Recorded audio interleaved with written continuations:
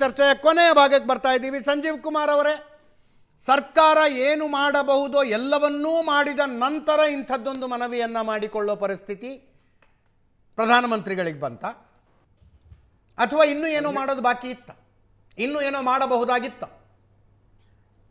Of course ಈಗ oil production ಆಯಿತು, ಬೇರೆ ಯಾವುದೆಲ್ಲ ಪ್ರೊಡಕ್ಷನ್ ಬಗ್ಗೆ ನಾವು ಬಹಳ ಮಾತಾಡಿದ್ದೀವಿ. ಆದರೆ ಈಗ ಒಂದು ಯಥಾರ್ಥ ಅಂದರೆ ನಾವು ಇದ್ದಿದ್ದ ರಿಯಾಲಿಟಿ ಏನಪ್ಪ ಅಂದರೆ 80 to 85% ನಾವು ಆಯಿಲ್ ಇಂಪೋರ್ಟ್ ಮಾಡ್ಕೊಳ್ಳೇಬೇಕು. ಅದು ನಮ್ಮ ಎಕನಾಮಿಕಲ್ ರಿಕ್ವೈರ್ಮೆಂಟ್. ಈಗ ಗೋಲ್ಡ್ಗೂ ಆಯಿಲ್ಗೂ ನಾವು ಯಾಕೆ ಕಂಪೇರ್ ಮಾಡಿ ಈ ಇಕನಾಮಿಕ್ ಒಂದು ಡಿಸಿಷನನ್ನು ಅಥವಾ ಒಂದು ಮೆಷರ್ನ ಇವ್ಯಾಲ್ಯೂಯೇಟ್ ಮಾಡಬೇಕು ಅಂತಂದರೆ, ನಾವು ಗೋಲ್ಡ್ಗೆ ಎಷ್ಟು ಫಾರಿನ್ ರಿಸರ್ವ್ಸ್ ಖರ್ಚು ಮಾಡ್ತೀವಿ, ಅದರಿಂದ ಏನು ಔಟ್ಪುಟ್ ಆಗುತ್ತೆ ಅಂದರೆ, for example transport, medicine transport ಆಯಿತು, ಎಸೆನ್ಷಿಯಲ್ ಐಟಮ್ಸ್ ಟ್ರಾನ್ಸ್ಪೋರ್ಟ್ ಆಯಿತು, ಅದಕ್ಕೆ ಪೆಟ್ರೋಲಿಯಂ ತರಿಸ್ಕೊಳ್ಳೋದು ಬೆಟರು ಅಥವಾ ಗೋಲ್ಡ್ ಇಂಪೋರ್ಟ್ ಮಾಡೋದನ್ನ ಬೆಟರು? ಇವೆರಡನ್ನೂ ಕ್ಯಾಲ್ಕುಲೇಟ್ ಮಾಡಿ ನೋಡಿದಾಗ ಮೋದಿಯವರು ಏನು ಹೇಳಿದ್ರು ಅನ್ನೋದು ಅರ್ಥ ಆಗುತ್ತೆ ನಮಗೆ. ಬಹಳ ಸಿಂಪಲ್ ಫಾರ್ಮುಲಾ ಅದು. ಹೇಳೋ ರೀತಿ ಸರಿ ಇಲ್ಲ ಅಂತಂದು ನಮ್ಮ ಪ್ಯಾನಲಿಸ್ಟ್, ನಮ್ಮ ಫ್ರೆಂಡ್ಸ್ ಹೇಳಿದ್ರು. ಆದರೆ ಹೇಳೋ ರೀತಿ ಭಾಳ ಸ್ಟ್ರೇಟ್ ಫಾರ್ವರ್ಡ್ ಆಗಿತ್ತು. ಏನು ಹೇಳಿದ್ರಪ್ಪ ಅಂತ, ನಿಮ್ಮ ಲಕ್ಸುರೀಸ್ ಏನಿದಾವಲ್ಲ ಅದನ್ನು ಕಡಿಮೆ ಮಾಡ್ಕೊಳ್ಳಿ. ಯಾಕಂದರೆ ನಮ್ಮಲ್ಲಿ ಲೈಫ್ ಸ್ಟೈಲ್ ಪ್ರಾಬ್ಲಮ್ ಇದೆ ನಮ್ಮಲ್ಲಿ. ಕಾರಣ ಯಾಕಪ್ಪ ಅಂತಂದರೆ, ನಮಗೆ ರಿಕ್ವೈರ್ಮೆಂಟ್ ಏನಿದೆ, ಕಾರಲ್ಲೇ ಹೋಗಬೇಕು ಅಂತಿರಲ್ಲ, ಸ್ಕೂಟ್ರಲ್ಲಿ ಹೋದ್ರೂ ನಡೆಯುತ್ತೆ. ಬಟ್ ಲೈಫ್ ಸ್ಟೈಲ್ ಡಿಸಾರ್ಡರ್ ಏನಾಗಿದೆ ನಮ್ಮಲ್ಲಿ, ಅದು ಮಿಡಲ್ ಕ್ಲಾಸ್ ಅಥವಾ ಅಪ್ಪರ್ ಕ್ಲಾಸ್ಗೆ ಅವರೊಂದು ಕರೆ ಕೊಟ್ಟಿತ್ತು. ಬಡವರಿಗೆ ಇದು ಎಫೆಕ್ಟ್ ಆಗುತ್ತೆ, ಅವರಿಗೆ ಟಾರ್ಗೆಟ್ ಮಾಡಿದ್ರು ಅನ್ನೋದು ತಪ್ಪಿದನ್ನು. ಇದು ಟಾರ್ಗೆಟ್ ಮಾಡಿದ್ದು ನಿಮ್ಮಂಥ ಮಿಡಲ್ ಕ್ಲಾಸ್ ಅಥವಾ ಅಪ್ಪರ್ ಕ್ಲಾಸಿಗೆ. ಏನಪ್ಪ ಅಂತಂದರೆ, ನಾವು ಅನ್ನೆಸೆಸರಿ ಸ್ಪೆಂಡಿಂಗ್ ಮಾಡೋರು ನಾವೇ. ಅವರು ಎವ್ರಿ ಡೇ ಡೈಲಿ ವೇಜಸ್ ಅವತ್ತು ಮಿನಿಮಮ್ ಸ್ಯಾಲ್ರಿ ಅವರು ಯಾವತ್ತೂ ಅನ್ನೆಸೆಸರಿ ಎಕ್ಸ್ಪೆಂಡಿಚರ್ ಮಾಡಲ್ಲ. ಅನ್ನೆಸೆಸರಿ ಎಕ್ಸ್ಪೆಂಡಿಚರ್ ಮಾಡೋದು ನಾವೇ. ಯಾರ ಫೈನಾನ್ಷಿಯಲ್ ಅನಾಲಿಸ್ಟನ್ನು ನಾವು ಕೇಳಿದ್ರೆ ಹೇಳ್ತಾರೆ 50% ನಿಮ್ಮ ನೆಸೆಸಿಟಿಗೆ, 30% ಫಾರ್ ಯುವರ್ ಎಂಟರ್ಟೈನ್ಮೆಂಟ್. ನಮ್ಮ ಇನ್ಕಮ್ನ ನೀವು ಯಾವುದೇ ಫೈನಾನ್ಷಿಯಲ್ ಅನಾಲಿಸ್ಟನ್ನ ಯಾವುದೇ ಜರ್ನಲ್ ಆರ್ಟಿಕಲ್ ತೆಗೆದು ನೋಡ್ರಿ, 30% ನಮ್ಮದು ಏನೊಂದು 1 ಲಕ್ಷ ಸಂಬಳ ಇದ್ರೆ 30,000 ರೂಪಾಯಿ ನಾವು ದುಂದು ವೆಚ್ಚನೇ ಮಾಡ್ತೀವಿ. ಇದು ಎಸ್ಟಾಬ್ಲಿಷ್ಡ್ ರಿಸರ್ಚ್. ಹೆಂಡತಿ ಬರ್ಡೇಗೆ ನೆಕ್ಲೆಸ್ ಕೊಡಿಸ್ದೆ, ವೆಡ್ಡಿಂಗ್ ಆನಿವರ್ಸರಿಗೆ ಬಳೆ ಕೊಡಿಸ್ದೆ, ಇಂಥವೆಲ್ಲ ಮಾಡೋದೇ ಮಿಡಲ್ ಕ್ಲಾಸ್. ಅಥವಾ ಒಂದು ದೊಡ್ಡ ಡೆಸ್ಟಿನೇಷನ್ ವೆಡ್ಡಿಂಗ್, ಇವೆಲ್ಲ ಅಜಿತ್ ಸ್ವಾನುಭವದಿಂದ ಹೇಳ್ತಿದ್ದಾರೆ. ಅಜಿತ್ ಸರ್ ಅಂದ್ರೆ ಈಗ ಮನೇಲಿ ಧೈರ್ಯವಾಗಿ ಹೇಳ್ಬೋದು, ಮೋದಿ ಬಂಗಾರ ತಗೊಬಿಡಂದಿದ್ದಾರೆ, ಬೇಡ ಈ ಸಲ. But anyway, this is the formula. Yes. Sir last ಒಂದೇ ಒಂದು ಪಾಯಿಂಟ್ ಸರ್, ನನಗೆ ಒಂದೇ sentence after I give time. ಇವತ್ತು ನಮ್ಮ ದೇಶದ ಇಂಪೋರ್ಟ್, ಗೋಲ್ಡ್ ಇಂಪೋರ್ಟ್ ಬಗ್ಗೆ ಮಾತಾಡ್ತಾ ಇದ್ದೀವಿ. Gujarat is the highest importers of gold. ಅಲ್ಲಿ ಹೋಗಿ ಸ್ವಲ್ಪ ಉಪದೇಶ ಮಾಡ್ಲಿಕ್ಕೆ ಹೇಳಿ.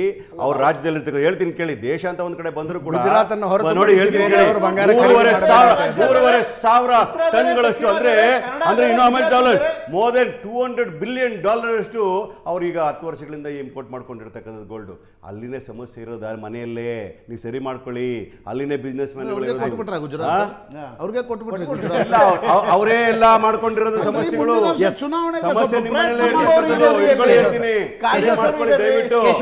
ಕೇಶವ್ ಸರ್, ನಮ್ಮೇಲೆಲ್ಲ ಹಾಕ್ಬೇಡಿ. ಜನರಿಗೆ ನಾನು ರಿಕ್ವೆಸ್ಟ್ ಮಾಡ್ಕೊಳ್ಳೋದು ಕೂಡ ಅದೇನೆ, ಎಷ್ಟು ಸಾಧ್ಯ ಆಗುತ್ತೋ ಅಷ್ಟು ಎಸ್ಟಿರಿಟಿ ಮೆಜರ್ಸ್ನ ಫಾಲೋ ಮಾಡಲಿ ಅಂತ. ಮತ್ತು ಪ್ಯಾನಿಕ್ ಆಗೋದು ಬೇಡ. ನಿನ್ನೆನೂ ಕೇಂದ್ರ ಸರ್ಕಾರ ಹೇಳಿದೆ, 60 ದಿನದ ಕ್ರೂಡ್ ಆಯಿಲ್ ನಿನ್ನೆಗೆ ಸ್ಟಾಕ್ ಇದೆ, 60 ದಿನ ನ್ಯಾಚುರಲ್ ಗ್ಯಾಸ್ ಸ್ಟಾಕ್ ಇದೆ, 45 ದಿನ LPG ಸ್ಟಾಕ್ ಇದೆ. ಸೊ ಈ ಎಲ್ಲ ಇರುವಾಗ ನಾವು ಪ್ಯಾನಿಕ್ ಆಗೋದು ಬೇಡ. ಇದು ಮುಂಜಾಗ್ರತಾ ಕ್ರಮ ಅಂತ ನಾವು ಕೆಲವೆಲ್ಲ ಪ್ರಿಕಾಷನರಿ ಮೋಟಿವ್ ಅಂತ ಹೇಳ್ತೀವಿ ಎಕನಾಮಿಕ್ಸಲ್ಲಿ, ಅದನ್ನು ಪ್ರಿಕಾಷನರಿ ಮೋಟಿವ್ ಆಗಿ ತೊಗೊಂಡಿದ್ದಾರೆ. ಸೊ ಇನ್ನೊಂದು ಗೌರ್ಮೆಂಟ್ ಕೂಡ ಇದರ ಜೊತೆಗೆ ಒಂದಷ್ಟು ರಿಫಾರ್ಮ್ಸ್ನ ಮಾಡಲಿ, ಇದನ್ನು ಹೇಳಿದ್ದನ್ನು ಜನ ಫಾಲೋ ಮಾಡಲಿ. ಗೌರ್ಮೆಂಟ್ ಒಂದು ಸ್ವಲ್ಪ ಅದಕ್ಕೆ ಬೇಕಾಗುವ ಇನ್ಫ್ರಾ ಎಲ್ಲ ಕೊಡಬೇಕಾಗತ್ತೆ. ಈಗ ನಾವು ಒಂದು ಕೇಸ್ ಮ್ಯಾನುಫ್ಯಾಕ್ಚರಿಂಗ್ ಒಂದು ಕಡೆಯಿಂದ ಇನ್ನಷ್ಟು ಎನ್ಕರೇಜ್ ಮಾಡಬೇಕಾಗುತ್ತೆ. ಯಾಕಂದರೆ ಬರೀ ಅಸ್ಟುರಿಟಿ ಮೆಜರ್ಸ್ನ ನಮ್ಮ ಎಕ್ಸ್ಪೋರ್ಟ್ಸ್ ಜಾಸ್ತಿ ಆಗಲ್ಲ, ಅದನ್ನ ಒಂದು ಕಡೆ ಮಾಡಬೇಕು. ಮತ್ತು ನಾವಿವಾಗ ಗೋಲ್ಡ್ ಆಗಲಿ ಮತ್ತೊಂದಾಗಲಿ, ಈಗ ಲೈಟ್ ವೆಯ್ಟ್ ಗೋಲ್ಡ್ ಬೇಕಾದರೆ ಅವಕ್ಕೆ ಏನೇನು ಬೇಕಾದಂಥ ವಾತಾವರಣ, ಅವಕ್ಕೆ ಸ್ವಲ್ಪ ಕಡಿಮೆ GST ಹಾಕುವಂಥ ಕೆಲಸನೂ ಮಾಡ್ಬೋದು. ಸೊ ಈ ಥರದ್ದು ಒಂದೊಂದು ಕ್ರಮದಲ್ಲಿ ಈಗ ಯಾರ್ಯಾರು ಅಗತ್ಯ ಇದೆ ಅದನ್ನು ಯಾವ ಥರ ಇನ್ಫ್ರಾ ಕೊಡಬೇಕು ಅದನ್ನು ಸರ್ಕಾರ ಮಾಡಲಿ. ಮಿಕ್ಕದ್ದು ಎಷ್ಟು ಜನಕ್ಕೆ ಸಾಧ್ಯ ಇದೆಯೋ ಅಟ್ಲೀಸ್ಟ್ 50% ಫಾಲೋ ಮಾಡಿದ್ರೆ ಈ ದೇಶದ ಸ್ಥಿತಿ ಮುಂದಿನ ವರ್ಷದಷ್ಟೊತ್ತಿಗೆ ಈ ಏನು ನಾವು ಕ್ಯಾಡ್ ಅಂತ ಕರೆಂಟ್ ಅಕೌಂಟ್ ಡೆಫಿಸಿಟ್ ಇದೆ ಅದು ಕಡಿಮೆ ಆಗುತ್ತೆ. ಭಾರತ ದೇಶ ಇನ್ನಷ್ಟು ಉಚ್ಛ್ರಾಯ ಸ್ಥಿತಿಯಲ್ಲಿರುತ್ತೆ. ಅದು ನಮಗೆ ಲಾಭ. ಇದು ಎಲ್ಲರಿಗೂ ಯಾರಿಗೆ ಲಾಭ ಆಗುತ್ತೆ? ಭಾರತೀಯರಿಗೆ ಲಾಭ ಆಗುತ್ತೆ. ಇದು ನಾವು ಇನ್ಯಾರಿಗೂ ಕೊಡಲ್ಲ.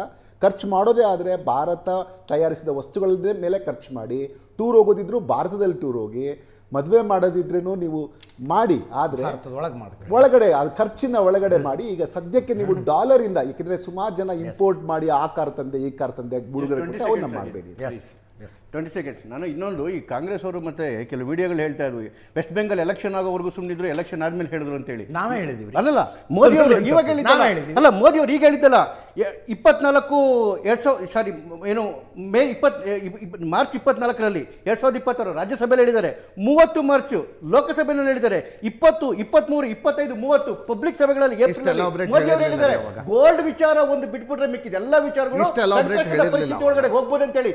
ಯಾಕೆ ಇವತ್ತು ಅಂತ ಹೇಳಿದ್ರೆ, ನಾನು ಆಗ್ಲೇ ಹೇಳಕ್ತಾ ಹೋದೆ, ಗತಿ ಇಲ್ಲದೆ ಅಂತಲ್ಲ, ನಾವು ಸ್ಟ್ರಾಂಗೆಸ್ಟ್ ನೇಷನ್. ಇವತ್ತು ಕೂಡ ಜಗತ್ತಿನಲ್ಲಿ 4ನೇ ಅತಿ ಹೆಚ್ಚು ಫಾರೆಕ್ಸ್ ಇರೋದು.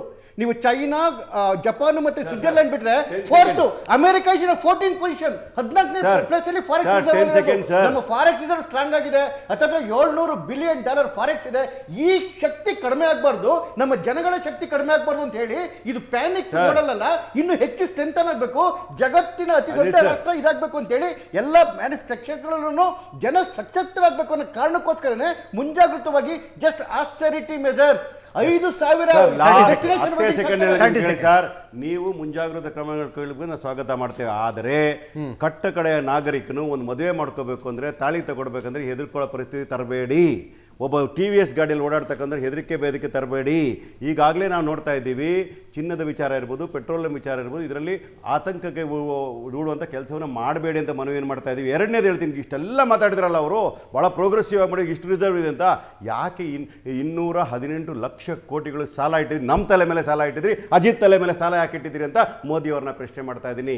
ನೀವು ಪ್ರೊಡಕ್ಷನ್ ಜಾಸ್ತಿ ಮಾಡಬೇಕು, ಎಕ್ಸ್ಪೋರ್ಟ್ ಜಾಸ್ತಿ ಮಾಡಬೇಕು. ಅವ್ರು ತಿಳ್ಕೋಬೇಕಾಗ್ತದೆ, 1947ರಲ್ಲಿ ದೇಶದಲ್ಲಿ ನಾವು ಆಹಾರ ಧಾನ್ಯಗಳಿರಲಿಲ್ಲ. ಇವತ್ತು ದೇಶವನ್ನು ಇಷ್ಟು ಉತ್ತುಂಗಕ್ಕೆ ಬೆಳೆಸಿರ್ತಕ್ಕಂಥ ಕಾಂಗ್ರೆಸ್ ಬಗ್ಗೆ ಟೀಕೆ ಮಾಡೋಕ್ಕೆ ಯೋಗ್ಯತೆ ಹೇಳ್ತೀರಿ. ಹಾಗಾಗಿ ನನಗೆ ಅವಕಾಶ ಕೊಡಿ, ಧನ್ಯವಾದಗಳು. Sanjeev Kumar sir, thank you so much. 3 ಜನರಿಗೆ ಧನ್ಯವಾದ. Thank you Prashant. ಇದರೊಂದಿಗೆ ಇವತ್ತಿನ ಲೆಫ್ಟ್ ರೈಟ್ ಅಂಡ್ ಸೆಂಟರ್ ಮುಗಿಸ್ತಾ ಇದ್ದೀವಿ. ನೇರ ದಿಟ್ಟ ನಿರಂತರ ಸುದ್ದಿಗಾಗಿ ನೋಡ್ತಾ ಇರಿ ಏಷ್ಯಾನೆಟ್ ಸುವರ್ಣ ನ್ಯೂಸ್.